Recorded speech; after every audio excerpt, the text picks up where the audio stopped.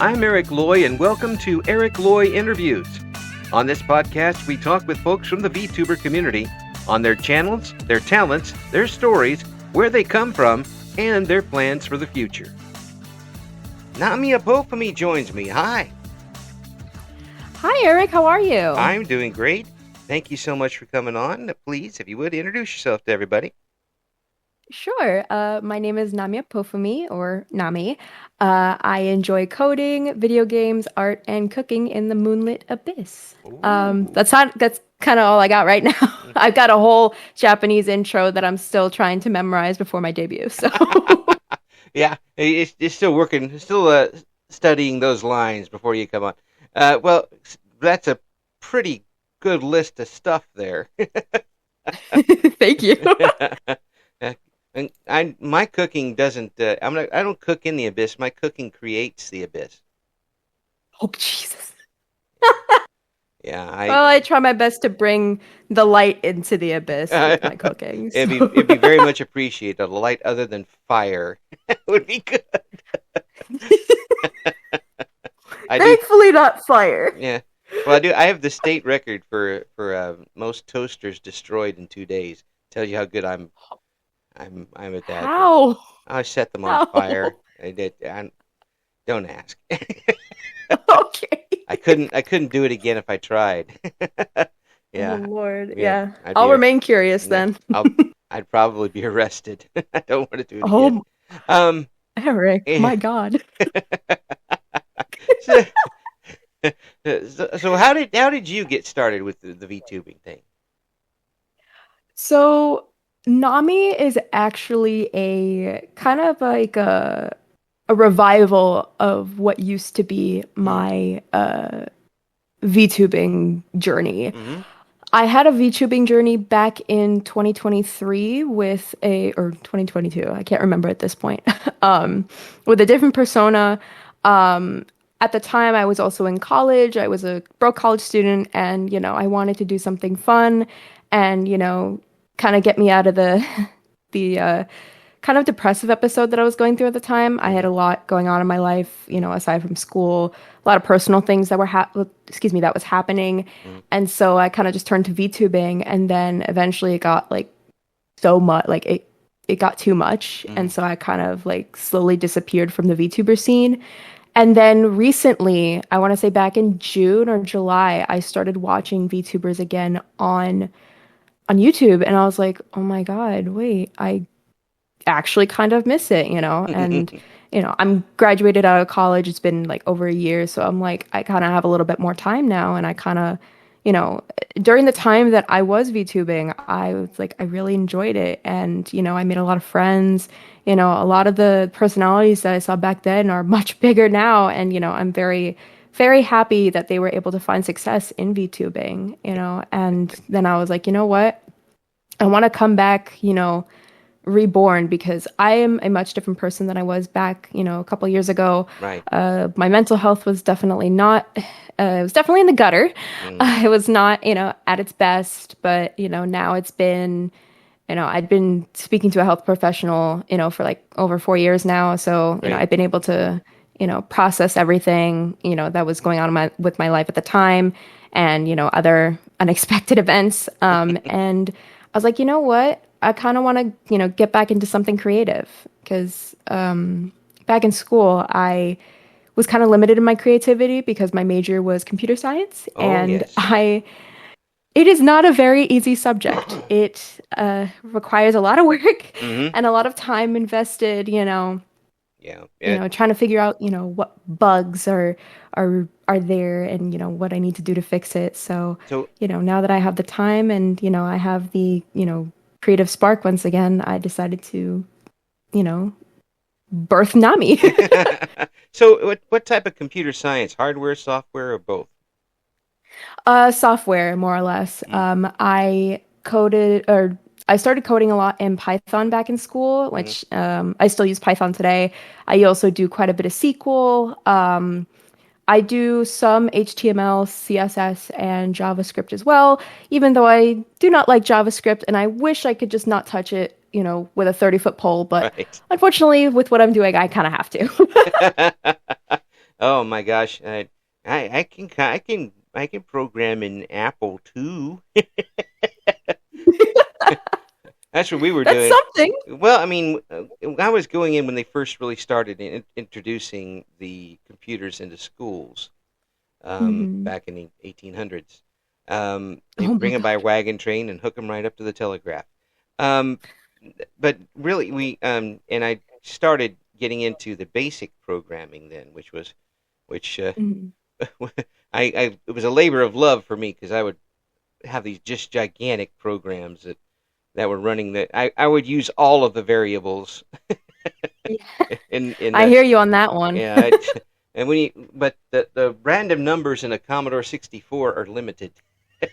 Hmm. They tend to go back and over again, but I do envy folks who can do that now because while you basically are learning how many different languages, six, seven, eight, um, to A lot.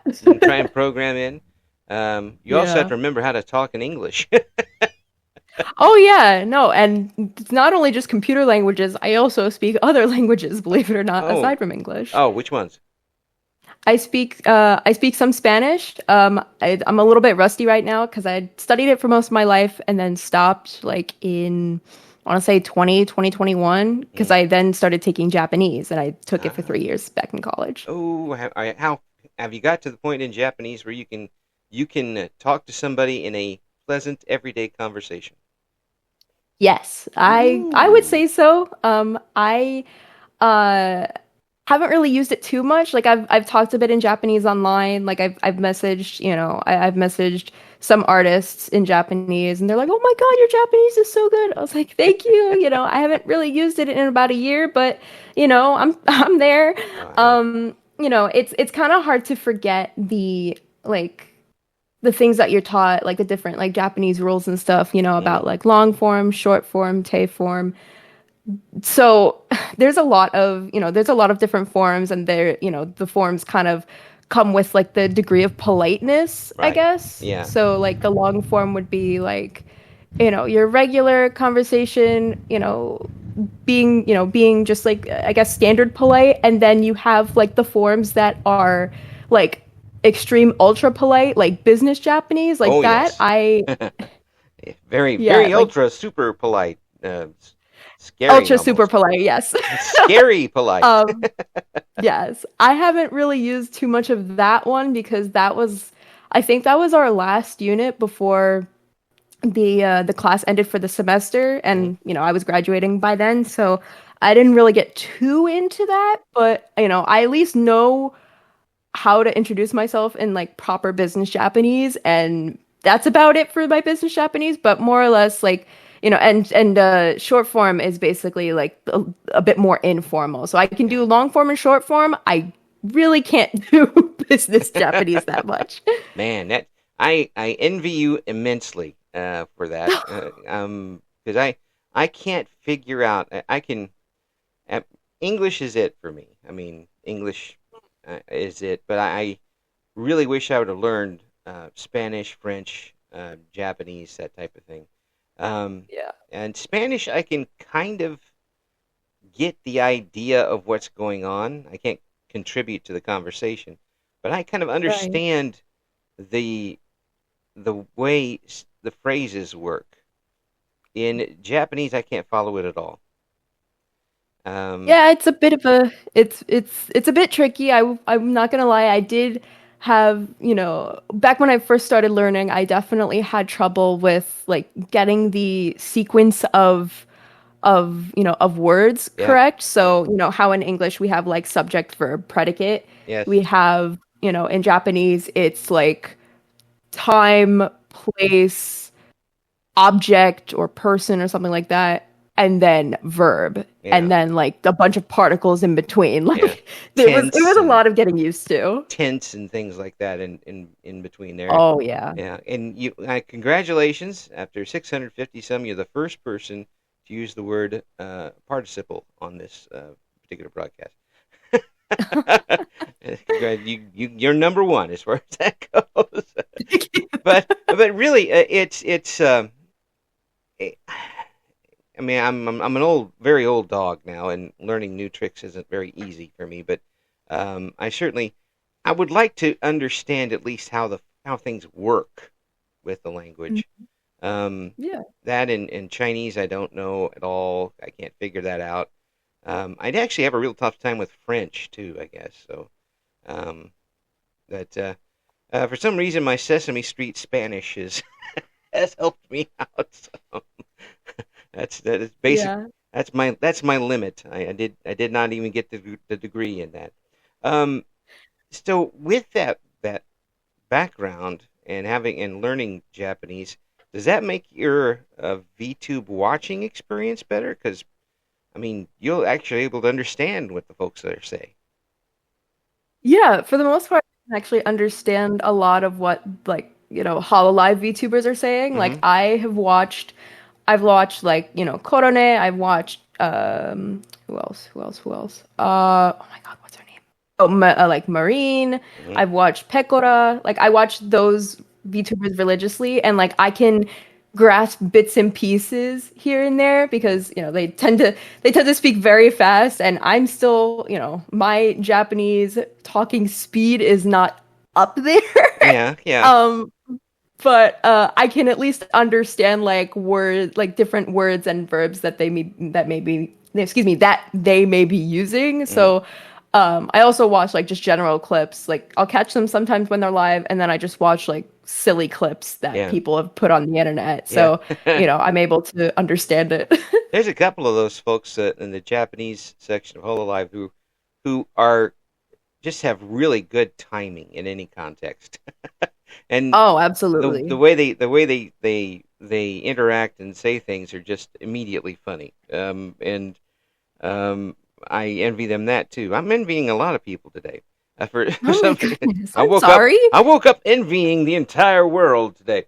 Um, but the so with that background and getting back into the VTubing here soon and getting it going, do you obviously you got to be thinking you're better prepared this time around. Absolutely. Yeah. Yeah. I definitely, I kind of reflect on my past VTubing experience in terms of like, things that have worked, things that didn't work, and areas that I really didn't touch that I should have. Hmm. I've also like focused on like my Twitter analytics. I mean, I'm a data analysis major or data analytics major right now in my Yes. master's program, so it's kind of part of that. Yes. So I'm like, At work right now, I put a little extra time in looking up numbers and things, and my coworkers are like, "Tell your numbers to shut up." I'm yeah, no, yeah, yeah. but yeah, I definitely know what I need to work on. Definitely know that, I don't have to have a very expensive model just to, get myself out there. Hmm. I did purchase a model and it's still currently in the works. That's cool. I actually spoke to her recently. Uh, yeah, so hopefully that should, be out soon. But again, I won't be debuting until next year. But Yeah. again, a lot of things in the works, and yeah, I'm just really excited to, get back on the air, I guess. Well, you definitely have the voice for it, so Thank it's gonna you. be interesting to hear it. It's a unique voice, but also it has a level of maturity to it, but it is still smooth Yeah, and it doesn't create the rough edges that some voices do. Um, right. and I think it, and obviously the personality matches that right now. Um, Thank you. I say right now because, as you said, you were going through some times Yes, back when you started. yes. So, if you were to listen to what you were doing back then, could you tell exactly what you were going through at that moment? You think? Absolutely. Mm. Well, first off, I'd cringe. And Well, we all then, do that. I mean, yeah, I mean, when you're hearing old like clips of yourself, you're gonna be like, "Oh, I sounded like that. Ew." Like, um, but yeah, I can definitely. like I can imagine it. I don't think I have any clips anymore because I had like completely cleared them off my accounts and I deleted all accounts that are associated with it. Mhm. But if I were to like hypothetically watch them again, I can definitely hear myself trying too hard. Like trying too hard to be liked, trying too hard to like I think some of my reactions and like my general commentary, I think they were kind of disingenuous or ingenuine, like not to Forced? say that I was like, bad or like, not that you know, I'm not discrediting myself for having, particular reactions, but I feel like have I definitely tried to emphasize in the wrong places, Mhm. and I think that could also kind of just, kind of stem from, around the time I kind of was still seeking, validation through other channels, and I was just so Right. desperate for it. But Yeah. now it's like I receive validation when I receive validation, and I'm more validated in myself now, Mm. now that I'm able to excuse me, properly process, you know, Right. things that happen, and I'm able to grow from it. That's cool. Because was it kind of a forced? Were you kind of forcing it out in some instances where you Yeah, yeah, yeah. that's always rough to do, and it's tiring to try to keep that up, and Hmm. the audience knows it too. When you're really, Yeah. if they've been with you for a while, they know when your voice is a little more strained, when your laughter's just a little bit, that doesn't sound like the regular laughter. Um, Yeah. and and given the things that were happening in your life at the time, the fact that you've been able to bounce from that to be like a polyglot computer whiz and getting ready to, on your own terms, come back to VTubing, that's pretty amazing. Thank you. I appreciate that. Yeah, I mean, really, that's a real comeback story there. There's I think you probably realize that there's a lot of bad ways that could have gone, uh, Absolutely. and the fact that you were able to do that says a lot about your character. Um, Thank you. and how much do you think this is just being a little older and a little more mature than you were when you started? Mhm. Uh, how much do you think that contributes to this right now? It absolutely contributes to a lot. Mm. Again, I definitely feel like I have a better sense of self because back then I think I relied heavily too much on the validation from others rather than just the validation, from myself and in knowing that, I have the capabilities and I have the abilities to do, what I want to do and, having the ability to believe in myself and believe that I can, be a positive voice in other people's lives, whether be just one, like even if I just make one person's day, Hmm. that's all that matters to me. And I think back then I was more or less focused on I want validation, I want validation, I want people to notice me, but you know Hmm. people are going to do that on their own terms, and that is okay. But I take solace in knowing that my posts on Twitter have brought at least some joy to some in people's lives. Absolutely, absolutely. And we, it's not easy to shift where your validation comes from. Right.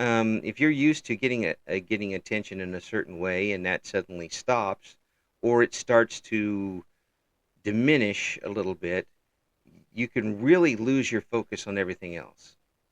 Um, Yeah. and that's tough to bounce back from, especially being such a youngster as you are. Um, it and having and really getting into college like that. There's so many things that will distract you these days. Absolutely. Um, VTubing at the time, while you're probably, I'm guessing, if I'm wrong, let me know. Um, it, it probably came down to the point where you just couldn't put the effort you wanted into it and enjoy it. You're absolutely right Mm. because again, that was also kind of like the height of VTubing at the time, Yeah. with the rise of Iron Mouse and, other corporate VTubers and things like that at the time, and then I was again broke college student working, going to school, doing all these other things, and I really couldn't put that time and energy into what I wanted, and eventually I just kind of fell off the grid. Yeah. Yeah. But now you get to go back on the grid on your terms a little better.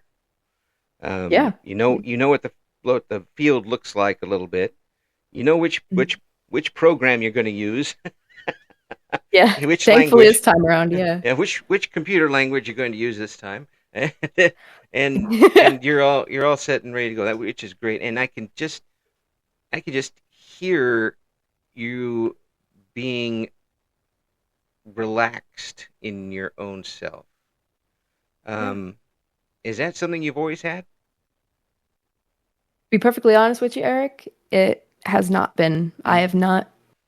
It's really only, I want to say, was it 2023 or 2024? I think it was 2024. I was the year that I kind of started to become comfortable in myself. mm, Before that, as I've mentioned a million times already throughout this interview, I craved validation from other people. mm, I didn't really have a sense of self. Didn't really, I didn't really like myself. yeah, I, despite being, an overachiever throughout my life, growing up, I still put myself down somehow. I would be like, oh, I could have done more for this. I could have done, you know, I could have done XYZ and gotten a better placement, a better grade, a better, whatever it was. right. I definitely beat myself up a lot. And, I think it kind of showed in my previous VTuber life. Not to say that I would, beat myself up on stream, but it more or less like I would kind of diminish myself after streams and be like, why did I say that? Why did I would look back on my VODs and be like, ew, who is that? Like, but like it was more or less like, sorry, go ahead. Mhm. Sorry, I wasn't sure if you were going to say something. No, no, no. I'm hearing this from you, and I'm sorry you went through that, but it's heartening to hear that you have taken that and built what you are now. Yeah. Um, you don't need any validation for that because you've already done it yourself.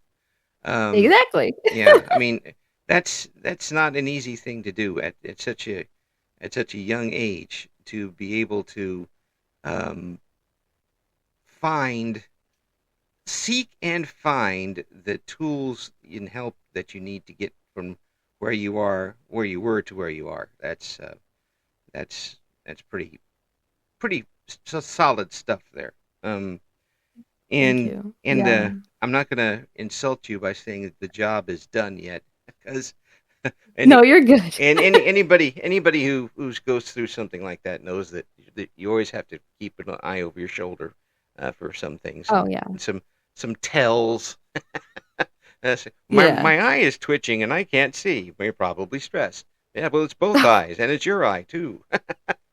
uh, so now that you're getting it back into it again, what are your streams going to be like?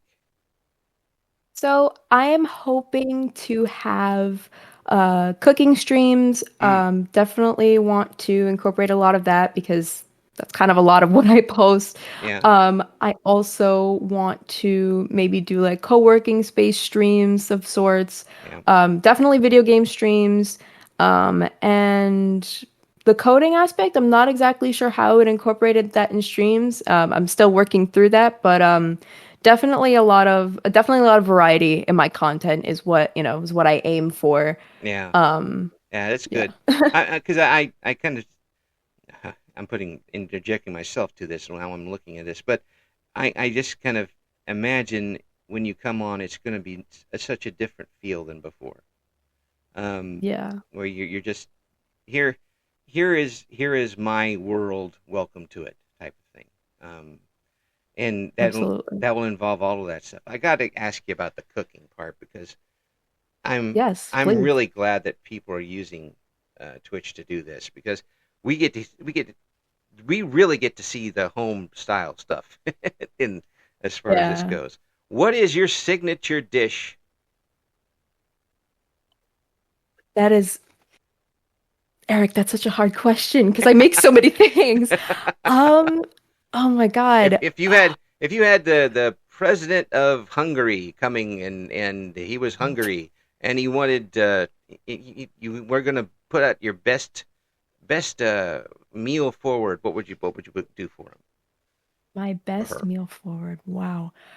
Um, definitely some definitely some tonkatsu, like the pork cutlet. Mm. Maybe with a serving of my, garlic rosemary mashed potatoes and uh what else? I'm trying to think maybe some, arroz con gandules or rice with pigeon peas.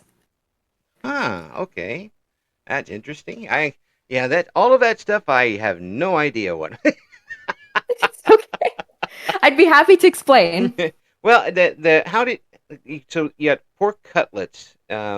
Yeah. Now how much do I like my food dead.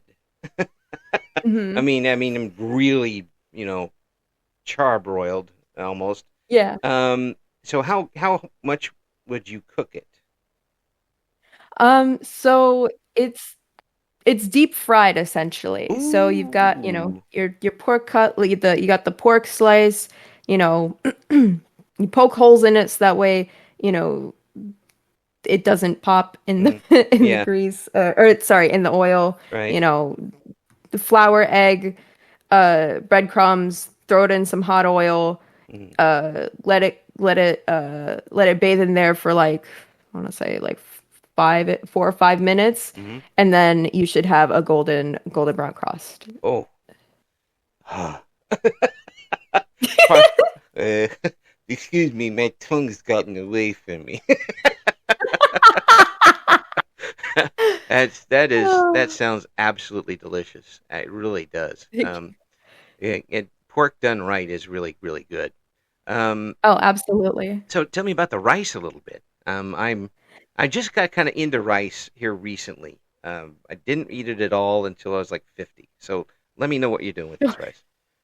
Yeah, so for the arroz con gandules, that's a really common Puerto Rican side dish. Hmm. We have it a lot with like different, different meats. We have it, with, sometimes we have it with habichuelas or other beans. Hmm. Um, so I'm a rice cooker girly, so I can make rice in like a regular pot without burning it, thankfully. Oh, I just like the convenience of a rice cooker. right, So, right.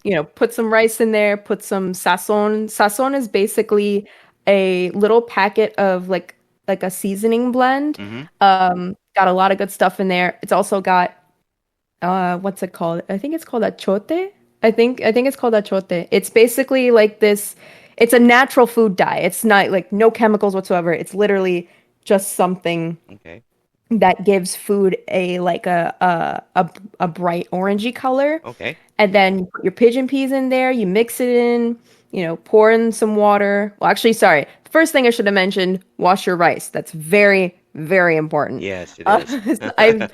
I like some people are like learning late in life, and I'm like, what have you guys been doing with your rice? Oh my God, but um, yeah. So then, mix everything together, uh, put your rice cooker on, and then it'll automatically pop up. I've had two like cool rice cookers in my life. Hmm. One that you just like flip a switch and it just cooks for like I want to say like 45 minutes, and then it like the switch pops up when it's ready and it'll keep it warm for you. Yeah. The other one I have right now is the Japanese rice cooker where it's like it's a massive like machine. It looks like a bread machine. It's a Mm. massive machine. You go, you push the button, the lid pops up, and then you've got the bowl in there, and then it's basically the rice cooker that sings. That's really the only difference is that it sings. Sings. Yes, it does. It Oh, does a little chime, when you put it on, when you like when it's ow, I just hit my hand, sorry. don't do that. Um when it's about to I'm trying not to. Yes. When when when it's about to start cooking and then after it's done cooking, it makes a little doo or something like that. You can change the tune surprisingly. I Oh, think cool. I think the tune I have mine set to is like Twinkle Twinkle Little Star. I'm not exactly sure. I forget what brand it is, but it's probably the best rice cooker. And I have not used it in a while. The last time I used it was around Christmas. So, Oh, well, we'll have to ask the so president of Hungary what he's doing next time he comes yeah, into we'll town. see. But the rice, I think, is I'm finding is interesting, and it has to be small grain for me because the larger Hmm. stuff just doesn't. The texture doesn't work. Um, Yeah, and it can't be plain. There's got to be it. To me, rice has got to have something to put a taste on it because it just absorbs the taste so much so well. Um, yeah. my wife had used to cook Spanish rice a lot. Hmm. Oh my That gosh, sounds really good. it does, it does. I'm gonna have to ask her. Can you please? And she'll say no, but I'll ask anyway. Um, and I really kind of developed that a little later in couscous. I really like couscous. I don't know. I love couscous so much. Oh my God. Yeah, we got that on. We used to get the meals every week type thing for Hmm. a little while when we were making a little more money and bills weren't so big. Um, and Yeah. and at first I tasted couscous for the first time and I'm like, where has this been? No, I hear that. That was me when I discovered polenta. Polenta's Mm, really good. yeah, I haven't tried that one yet. I haven't tried that one yet. It's good. Yeah. It's you can actually do a lot with polenta. You can um you can make it into like a regular like side dish, kind of like couscous and stuff like that. Hmm. Or you can what I've done before is make polenta fries. You have like a log of polenta, like those are the kinds of things that you see in the supermarkets. Hmm. There's like a log of polenta, you like cut it up and then either you air fry it or you like put it in some oil. Hmm. It's really good, Wow. surprisingly. Okay. I'm gonna have to look into that because I've got an air fryer and I use the uh, the air out of it. I just Oh yeah. yeah. I mean, as soon as I, of course, having I was a bachelor for 43 years, so uh, my cooking is basically the what's in the freezer variety. Um, Yeah. but it's perfect for those chicken nuggets. I tell you what. Oh, I agree 1,000%. I've got dino nuggets in my Mm, freezer and I will happily throw them in the in the air fryer when I don't yes. feel like cooking. Yep. And also hot pockets are perfect in there for some reason. I They haven't tried that yeah. yet. Oh my Okay. God. I put them in the microwave, but I've never put them in the air fryer. Okay. Thank you for that new Here's the insight. here's the whole here's the recipe for hot pockets in the air fryer. Um, I'm listening. 360 degrees, Hmm. 17 minutes, Oh, and they'll okay. and you can put two of them in there, and they come out perfect. Now I need to get some hot pockets. Yeah, Oh my God.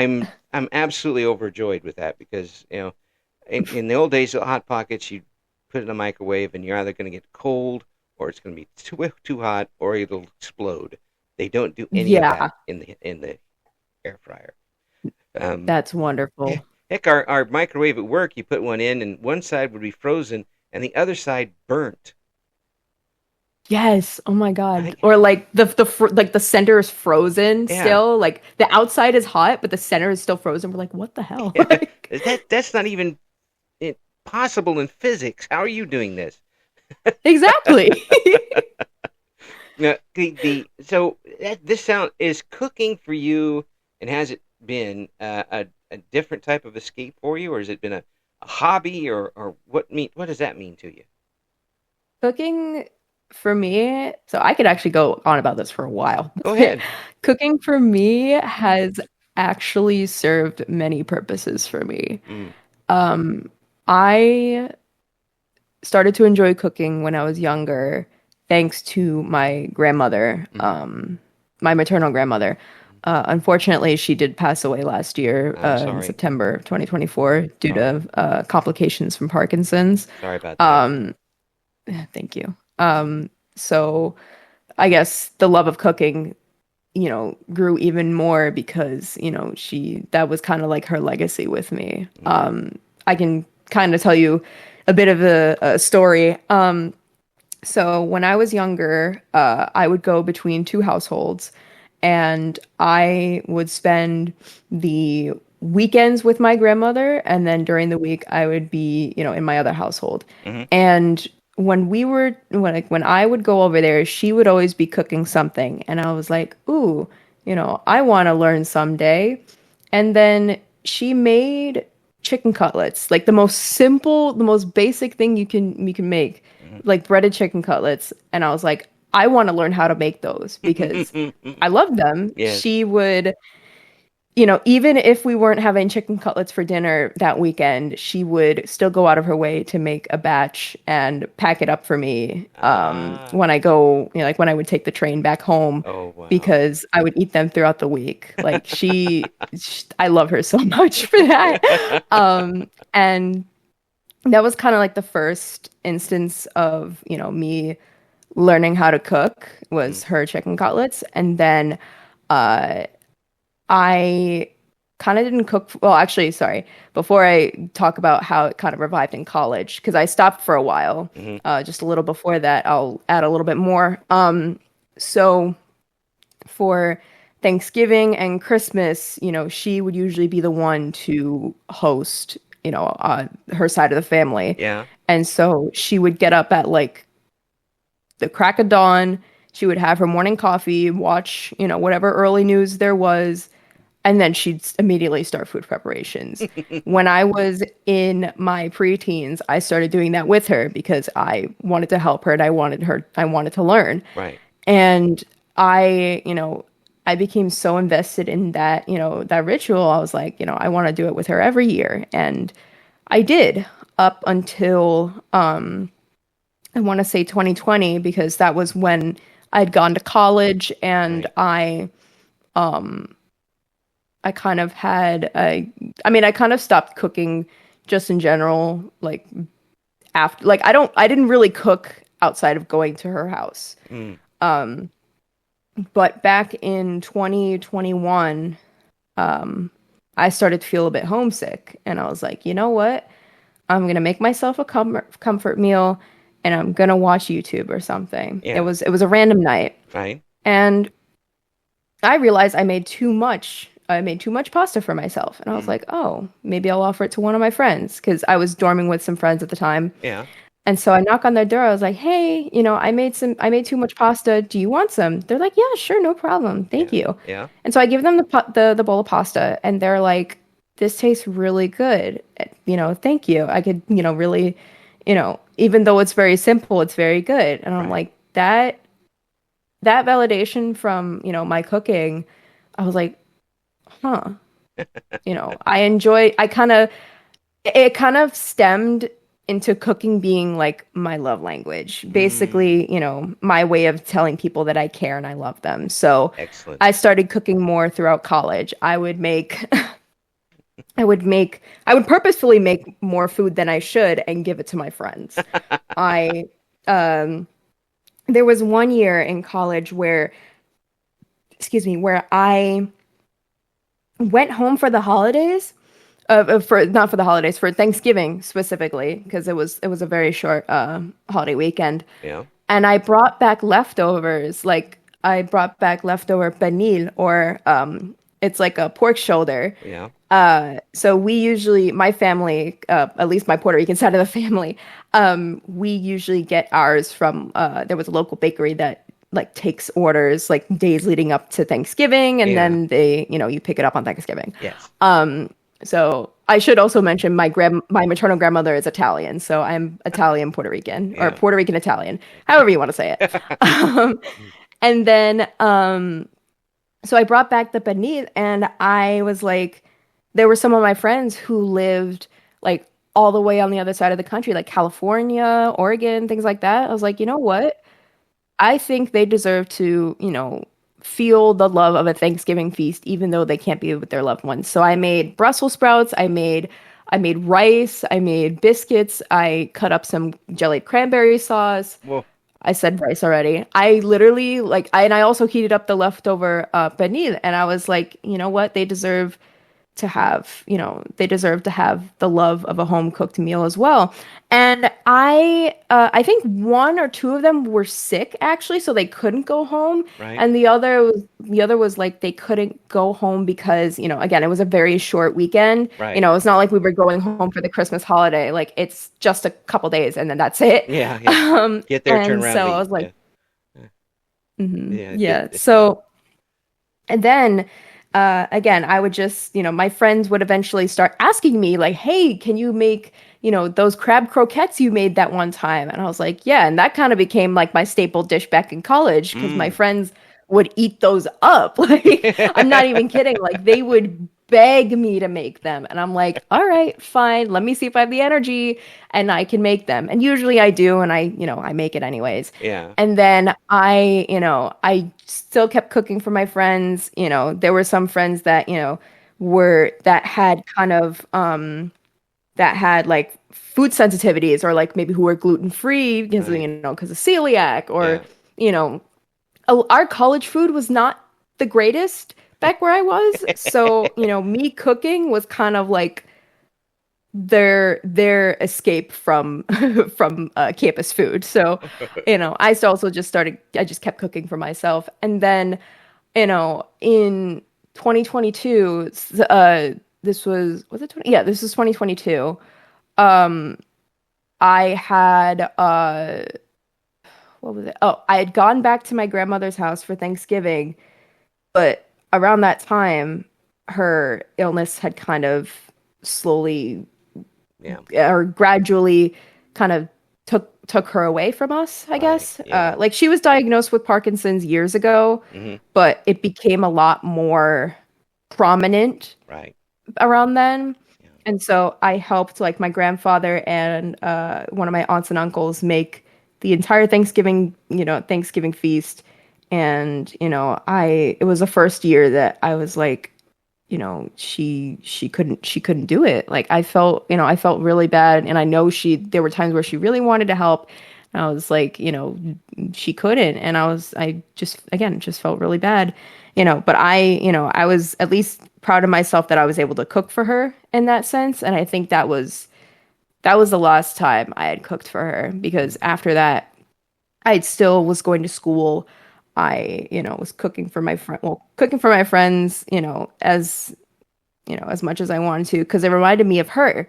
Mm. And then in May 2024, I graduated, said goodbye to my friends. It was a very emotional goodbye, with my friends and my cat godson. I Oh. love him so much. I Oh. miss him. He's all the way in California. Oh. He's not so little anymore, Yeah. but he's a black cat and he's so cute. He would always cuddle with me. Like anytime I would come home from work or class, Yeah. he would just like lay on my feet and I would just stand in the doorway like, "Sir, I need to get through." Nope. Nope. Claiming you right now. Exactly, Your exactly. mind, and And stay right then here. yeah. And then kind of following that, I was actually moving and so there was a move going on. I had also gotten a job offer at the time. And, just in general, I was kind of adjusting back to living at home. Yeah. And then in early September, I get probably one of the most gut-wrenching calls. And it's basically said, your grandmother is dying. Please come see her before she passes. And I'm like, oh my God. Yeah. Like it hit different. Like Right. that's like the simplest way I can put it. Yeah. But I was just like with that on top of, the stress of moving, like getting ready to move. Our move-in was like in October, like early October. And, I'd visited her. My partner, bless him, he drove me all the like 2 hours all the way out to go see her. And it was very full of, I told her that I had graduated college, because her kids, one of them graduated from college, the other one didn't. Right. And I told her that I would be pursuing a master's degree in her honor. And, she didn't have a formal college education because she was an oldest sibling of seven, and she was basically stuck taking care of her siblings while Yeah. her mother worked and, basically did whatever. There's no diss on her mother. My Right. grandmother did You have a to. lot and more. Like Yeah. It she was took care. society Sorry, was go ahead. society was very different then. Um, Yeah, and absolutely. yeah, and Um, and then yeah, definitely, telling her about my achievements, a lot of deafening silence and a very tearful goodbye. And then a couple weeks later, I'd come home from, being with my partner, and I was told that she passed away in her sleep, and it broke me. And I I still hadn't cooked in a very long time. I was again dealing with a lot. And then now, on top of my grandmother's passing, I'm like, it was extremely disheartening because she was basically one of my mother figures in my life. right. And whew, sorry, I'm gonna Yeah. Yeah, that's what sorry. it's and to tell people it's not supposed to feel good. They- No, I They're know. Just they're that much a part of your life, and that just tells that just shows you how much. Um, yeah, yeah. she played a large part in, a very significant part in who I'd become. And then so all the services happened, and then, you know, that was kind of like a rough period in my life, Hmm. towards the end of that year. But, and even with, as I mentioned before, she would host a lot of the major, gathering holidays. I tried to I or I not I tried I didn't let the grief consume me, because as much as I wanted to, curl into bed and cry on those days, Hmm. because she's not waking up early and in the kitchen, and Right. I come in and help, I swoop in to help her at some point. Right. I was like, you know what, I'm going to do that ritual that we have. I'm going to get up at the ass crack of dawn and, and brew myself a cup of coffee or tea, whatever I want, and start cooking. And that is exactly what I did for both Thanksgiving and Christmas. I invested myself in just preparing a meal, because I know that's what she would have done and that's what she would have wanted to see from me. And everybody loved it. Both Thanksgiving and Christmas, everybody was like, "Oh my God, you can really taste the love in this food." And I'm like, that was the goal, because that was my grandmother. She instilled that in me. She basically, she cooked with love. She cooked with, not with just, good ingredients, but with love. And, I guess that kind of made its way into, my now tradition of, cooking, Mhm. you know, cooking for the holidays. And, I cooked periodically, throughout this year. I've been cooking a lot more, obviously, as my Twitter feed has shown, but Right. it became a lot more than, just thinking about her. It was like July or August where I was like, I want to cook a lot more, and I'm thinking about her. So Wow. that's kind of like my way of honoring her. And, that's kind of like her legacy through me. And it's still, and of course it still lives on. And so I think Yeah. I find cooking as a means of honoring her, you know, as a way of saying I love you to the people I care about, Wow. and, basically nourishing the body and mind. You're something else in a good way. Yeah, go ahead. No, you're really something else. I talk about people becoming their own triumphs, and you've certainly done that. And my hat's off to you. I'm glad I've been able to talk with you and meet you through this. Thank you. You've you've taken some situations that would have absolutely destroyed a lot of people, and you have uh, sewn your own cloth and turned it into something positive. And I'm glad we're going to get a chance to see some of that obvious creativity and heart that you're showing with what you're doing now. Folks, we're going to have the links for Nami in the description. Please come back sometime because this wasn't long enough. Of course, I would love to. Absolutely. Thank you so much for having me. Thank you so much. Check out what Nami's got going on. And again, just an absolute pleasure talking with you. Thank you. Likewise. Thank you for listening to Eric Loy Interviews. Join us again next time when we talk to another member of the always interesting VTuber community.